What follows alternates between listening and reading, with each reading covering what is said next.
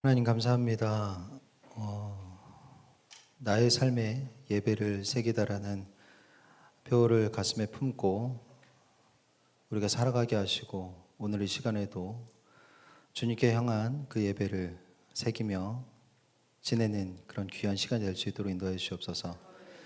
모든 것을 주님께 감사드리며 사랑하는 예수 그리스도의 이름으로 기도드립니다. 아멘. 반갑습니다, 여러분. 할렐루야.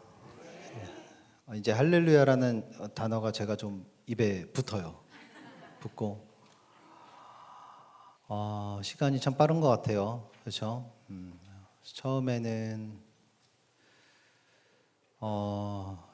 저를 지칭하면서 이제 김수영 목사님 이렇게 많은 분들이 이야기하셨는데 이제는 우리 목사님 이렇게 얘기하시는 걸 들을 때마다 가슴이 몽글몽글해요.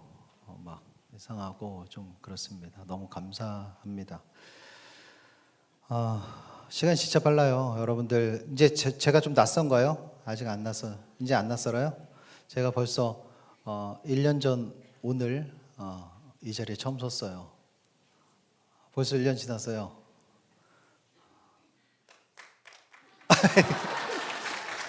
아이, 참 구영민 집사님 참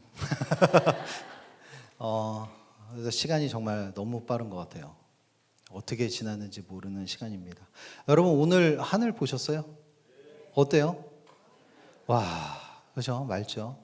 그렇게 비가 그칠 것 같지 않고 오고 너무 습해서 우리를 그렇게 불편하게 하더니 언제 그랬냐는 듯이 하늘이 파랗습니다.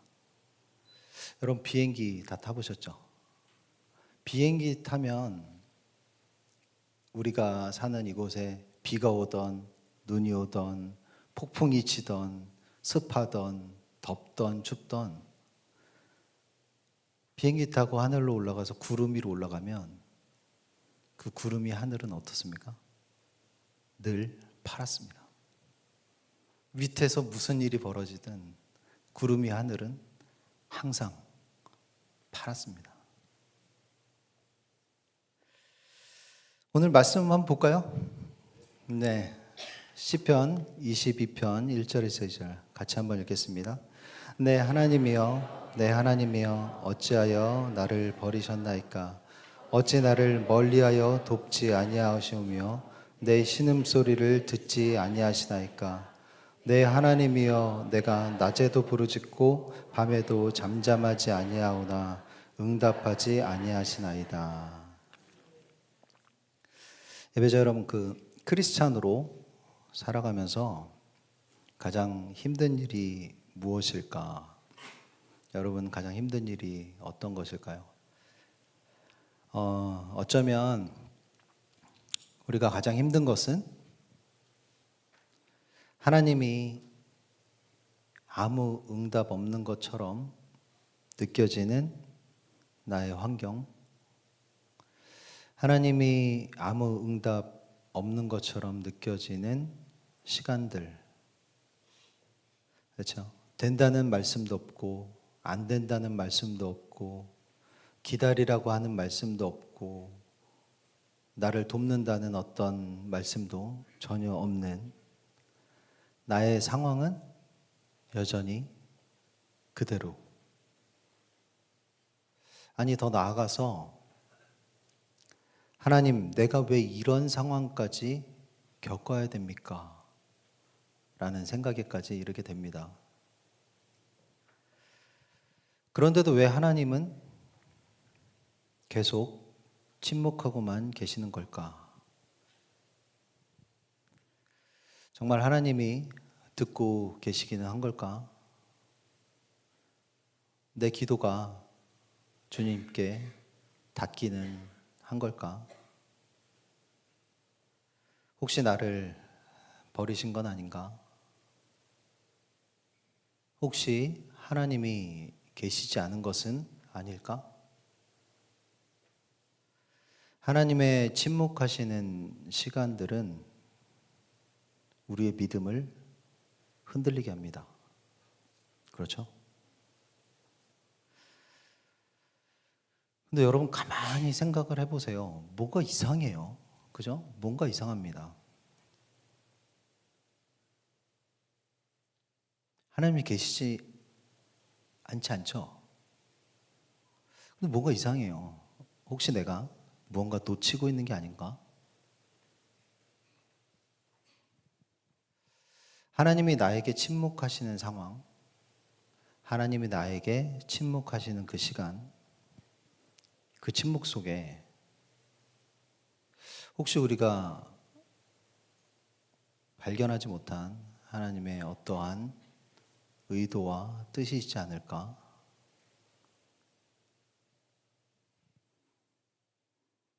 예수님은 어느 날 두로와 시돈 지방에 들어가셨어요. 두로와 시돈이라고 하는 지방은 유대 땅 밖에 있는 이스라엘 바깥쪽에 있는 이방인들이 사는 지역이에요. 그곳은 우상 숭배를 하고 있는 사람들이 모여 사는 그런 곳이었습니다. 그런 두로와 시돈에 예수님께서 제자들과 함께 들어가셨어요. 그리고 그곳에서 한 여인을 만나게 됩니다. 가나안 여자 하나가 그 지경에서 나와서 마태는 이 여인을 가나안 여자 하나라고 지칭합니다. 그렇게 기록하고 있어요. 쉽게 얘기하면 예수님께 나아올 자격조차 없는 사람이란 뜻이에요. 이방인이고요. 게다가 여자입니다. 이것이 이 당시에 가나안 여자 하나라는 표현이에요.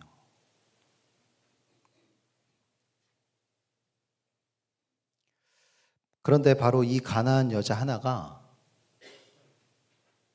예수님께 나와서 소리치고 외칩니다. 가나안 여자 하나가 그 지경에 나와서 소리 질러 이르되 주 다윗의 자손이여 나를 불쌍히 여기소서 내 딸이 흉악하게 귀신 들렸나이다. 이 가나안 여자 하나가 예수님께 소리치는 거예요. 주 다윗의 자손이요. 주 다윗의 자손은 메시아를 지칭하는 말입니다. 이스라엘의 약속하신 왕, 약속된 구원자, 그 메시아를 지칭하는 말이에요. 그런데 누구에게 이렇게 말했다고요? 예수님에게 이렇게 말을 했어요. 하나님의 전문가라고 자칭했던 이스라엘의 종교 지도자들이 아니라 자신이 하나님의 백성이라고 하나님의 자녀라고 자신만만했던 유대인들이 아니라 이 고백을 가나안 여자 하나가 소리질러 외치는 거예요. 주 다윗의 자손이요. 참 묘한 대조를 보여줍니다. 이 가나안 여자 하나는 이렇게 또 외쳐요. 나를 불쌍히 여기소서 내 딸이 흉악하게 귀신 들렸나이다. 자신의 고통뿐만 아니라 자기의 자녀의 고통까지도 품고서 엄청나게 큰 고통을 가지고 예수님께 나아와요. 그리고 얘기합니다. 나를 불쌍히 여기소서.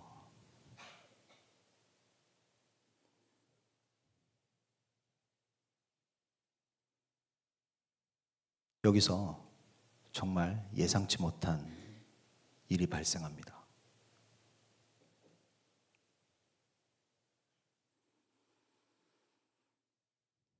예수는 한 말씀도 대답하지 아니하시니.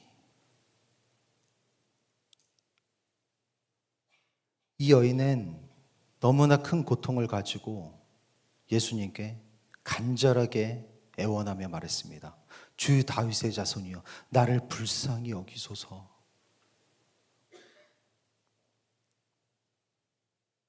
그런데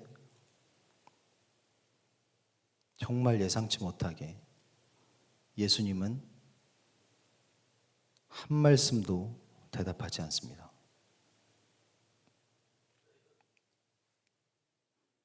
우리는 이 장면에서 잠깐 멈칫하게 됩니다.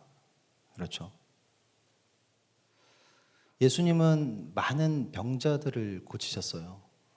그리고 많은 귀신 들린 자도 구해내셨습니다. 그리고 상한 자들을 품으셨어요. 그리고 자신에게 국류를 구하는 사람들을 외면하지 않으시는 분입니다. 그런데 왜 이 가나안 여자 하나에게는 한 말씀도 대답하지 않으셨을까요?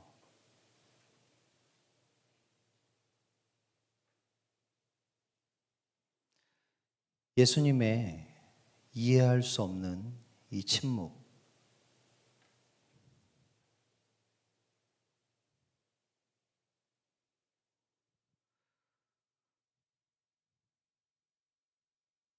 예수는 한 말씀도 대답하지 아니하시니.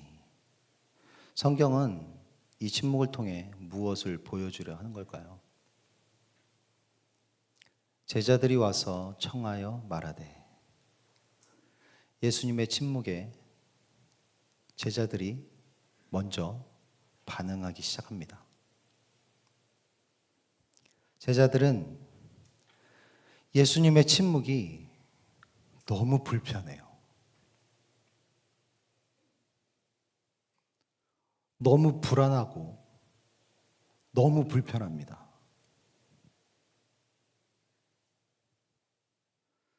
그래서 예수님께서 침묵하시는 이유를 자기들이 스스로 찾아내기 시작해요. 그리고 확신합니다. 그리고 소리쳐 외칩니다. 그 여자가 우리 뒤에서 소리 지르니 그를 보내소서. 제자들은 자신들이 불편함을 느끼는 예수님의 침묵의 이유를 여기에서 찾습니다. 마침 그것은 자신들의 마음과도 일치해요. 가나안 여자 하나의 소리가 심히 거슬립니다.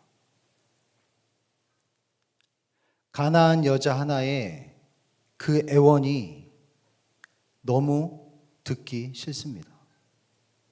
가나안 여자 하나를 내쫓아 버리고 싶은 거예요.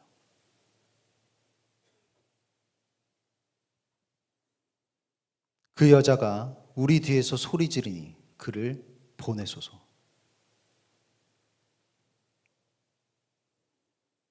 여러분이 알고 있는 12제자입니다. 한 말씀도 대답하지 아니하시는 예수님의 그 침묵의 시간은 제자들이 가지고 있던 원망과 짜증과 분노의 마음을 드러나게 합니다. 고스란히 그 마음이 드러나요.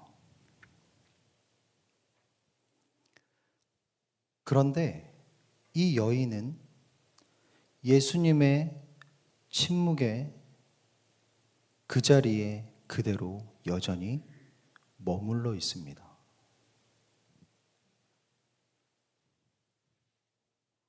예수님의 침묵의 시간은 제자들의 원망과 짜증과 분노의 마음을 고스란히 드러냅니다. 그러나 이 여인은 예수님의 침묵에도 여전히 그 자리에 머물러 있습니다. 여전히 긍휼을 구하고 있어요.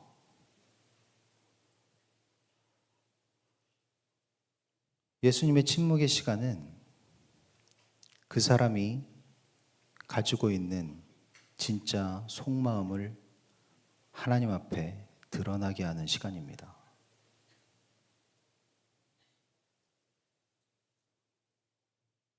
예수님의 침묵에 이 여인의 마음은 여전히 예수님의 긍휼을 향해 있었고, 예수님의 침묵에 제자들의 마음은 자신들의 불편함에 향해 있었어요.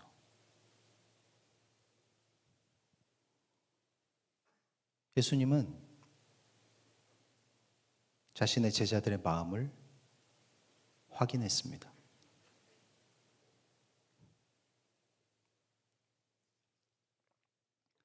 예수님의 시선은 이제 이 여인에게만 주목해요. 그리고 이렇게 말씀하십니다. 나는 이스라엘 집에 잃어버린 양 외에는 다른 데로 보내심을 받지 아니하였노라.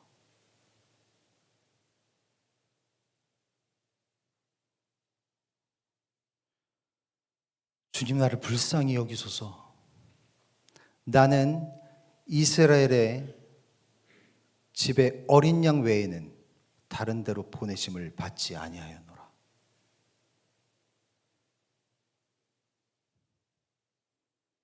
침묵에 이어 거절입니다.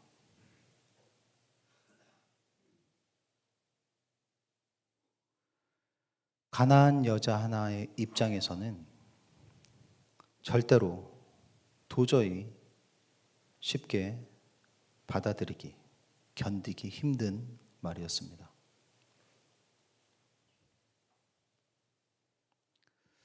이 여인은 예수님의 거절 앞에서 그럼 나는 안 된단 말입니까? 하고 돌아설 수도 있었습니다. 마치 우리가 그러는 것처럼 나 상처받았어 하고 느낄 수도 있었습니다. 자존심을 앞세울 수도 있었습니다. 그런데 가난한 여자 하나는 그러지 않았습니다.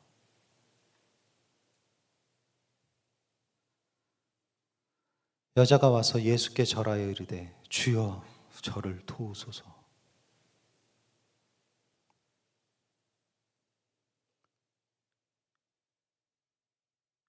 예수님의 침묵에 이어 예수님의 거절에서도 오히려 이제는 더 가까이 와서 예수님께 납작 엎드립니다.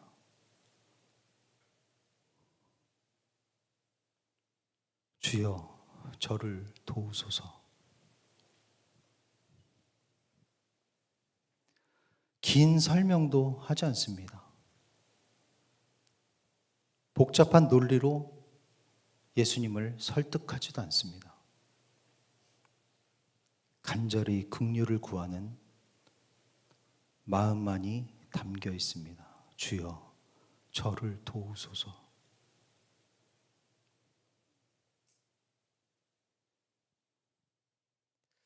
침묵의 순간에도, 거절의 순간에도 가난한 여자 하나는 여전히 예수님 앞에 그대로 머물러 있습니다.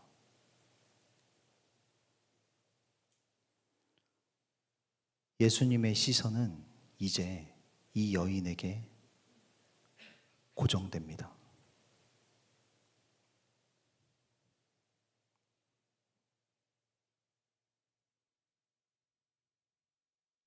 그리고 이제는 예수님이 하셨다고는 도저히 믿을 수 없는,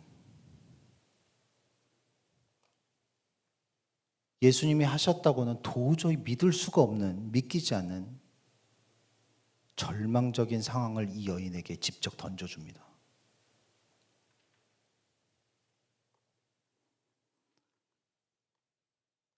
자녀의 떡을 취하여 개들에게 던짐이 마땅치 아니하다.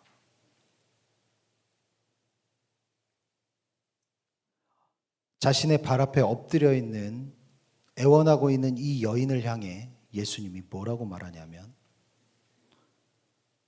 내가 줄 자녀의 떡을 개들에게 줌이 마땅치 아니하다. 이렇게 말씀하십니다.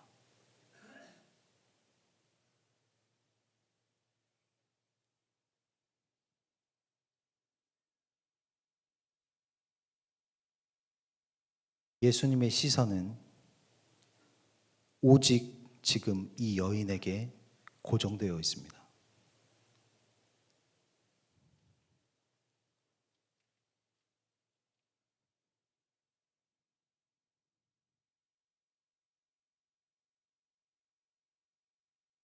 이 여인이 조심스럽게 말을 꺼내기 시작합니다.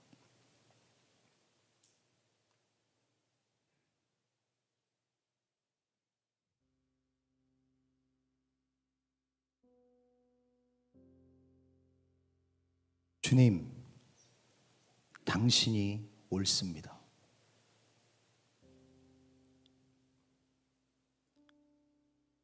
예수님은 이 여인에게 시선을 고정하고 예수님은 이 여인에게 귀를 기울이기 시작합니다. 주님, 당신이 옳습니다.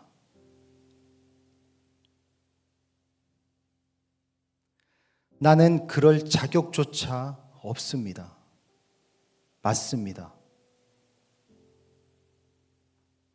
나는 당신의 말씀에 한마디도 반박할 수 없습니다. 인정합니다. 주님, 당신이 옳습니다.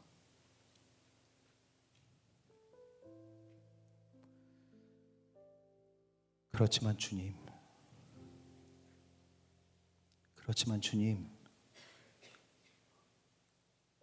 개들도 자기 주인의 상에서 떨어지는 부스러기를 먹나이다.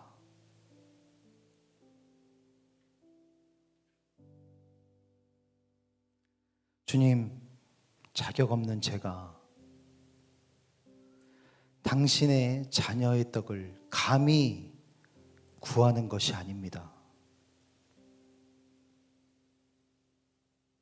그러나 주님, 주님의 떡은, 주님의 상 위에 그 떡은 너무나 풍성하지 않습니까? 그 상에서 떨어지는 부스러기만으로도 저는 충분합니다.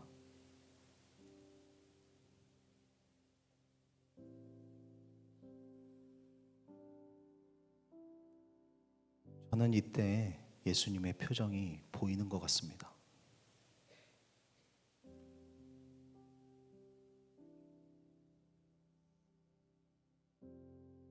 그리고 예수님은 말씀하십니다. 여자여, 내 믿음이 크도다. 내 소원대로 되리라.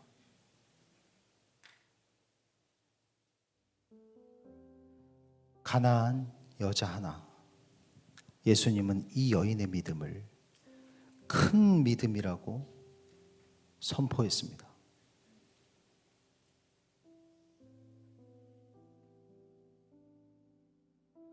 예수님이 이 땅에 계시는 동안 제자들을 포함해서 수많은 사람들을 만나봤는데 그 중에 단 두 명에게만 큰 믿음을 언급했습니다.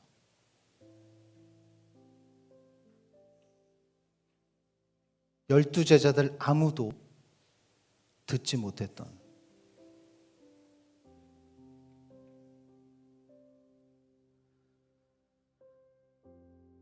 이제야 이 이야기가 우리에게 보여주는 것이 분명해집니다. 하나님이 나에게 침묵하시는 것처럼 느껴지는 시간이 있습니다. 하나님이 나에게 침묵하시는 것처럼 느껴지는 상황들이 있습니다.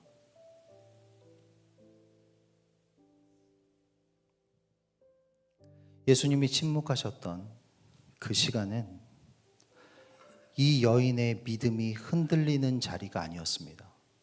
오히려 그 침묵 앞에서 여인의 진짜 속마음이 드러나는 시간입니다.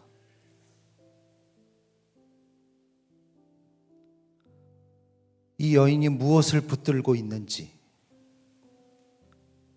드러납니다.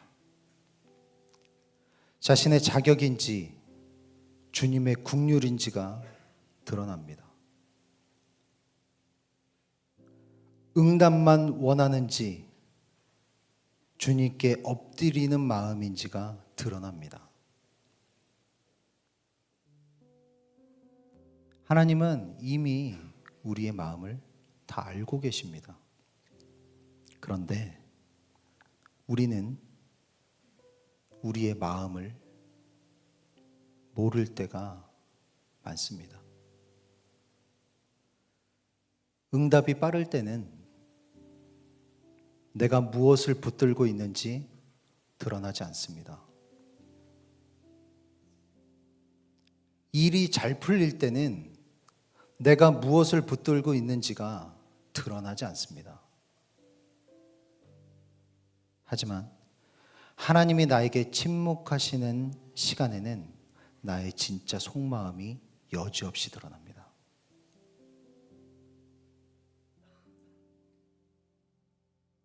내가 기대한 방식으로 하나님이 일하시지 않을 때, 그때 내 마음 깊은 곳이 여지없이 드러납니다. 내가 원하는 방식으로 하나님이 일하시지 않을 때, 그때에 내 마음, 진짜 속마음이 여지없이 드러납니다. 오늘 성경 속의 이 장면은 우리에게 조용히 묻고 있습니다. 나는 떠나는 사람인가? 하나님께 더 가까이 나가는 사람인가? 나는 따지는 사람인가? 하나님께 엎드리는 사람인가? 나는 내 자격을 말하는 사람인가? 주님의 긍휼을 구하는 사람인가? 나는 은혜를 당연한 권리처럼 여기는 사람인가? 부스러기 은혜라도 충분합니다라고 고백하는 사람인가?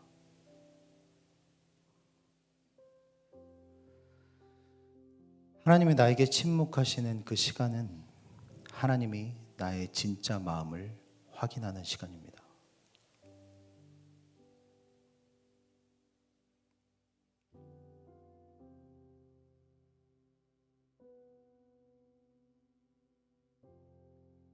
그리고 마지막으로 한 가지 더 우리가 놓치지 말아야 될 중요한 것이 있습니다. 예수님께서 한 말씀도 대답하시지 않았던 그 순간에도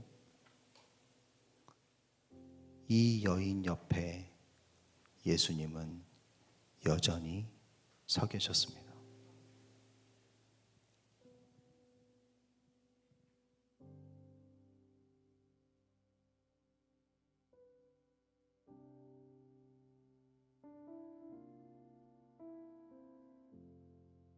우리 함께 일어나겠습니다.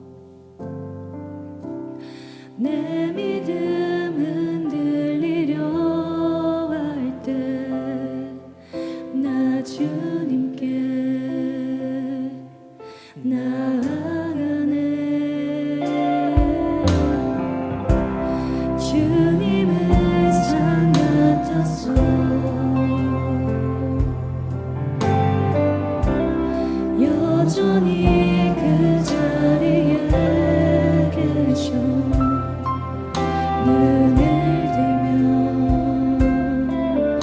보이리라 날 위한 그 사랑 주는 나의 도움이시며 주의 계획 영원하시네 주의 위엄하게 믿음으로 순종해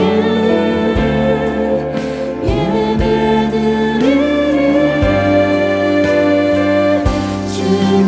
주님께서 나를 이끄시며 주가 항상 함께 하시네 주의 사랑 앞에 믿음으로 순종해 예배드리리 영원히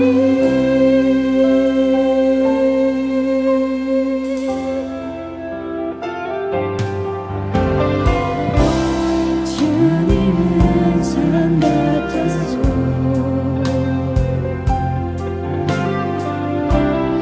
여전히 그 자리에 계셔 눈을 들며 보이리라 날 위한 그 사랑 주는 나의 도움이시며 주의 계획 영원하시네 주의 위엄하게